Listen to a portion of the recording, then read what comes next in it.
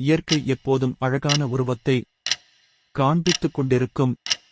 ஆனால் ஒரு சில நேரங்களில் இயற்கை தனது அமைதி நிலையை இழந்து தனது ஆக்ரோஷமான மற்றொரு முகத்தை காண்பிக்கும். அவ்வப்போது மனித குலமே அஞ்சி நடுங்கும். அந்த வகையில் அதன் மிக கொடூரமான முகமாகும்.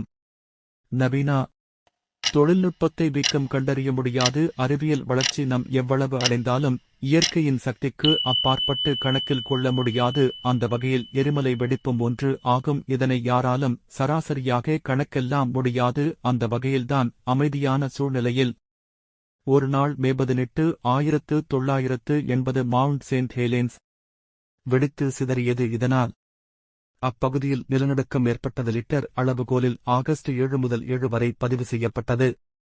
விண்ணை மட்டும் அளவிற்கு கரும்பகை முட்டம் சூழ்ந்தது. 1200 கிலோமீட்டர் வரையிலும் அதன் வெப்பமான சாம்பல் காற்று விண்ணின் வீசப்பட்டது. இதனால் சுற்றியுள்ள எந்த ஒரு பகுதியிலும் சாதாரண வாழ்க்கையானது மிகவும் பாதிக்குள் ஆட்டப்பட்டது.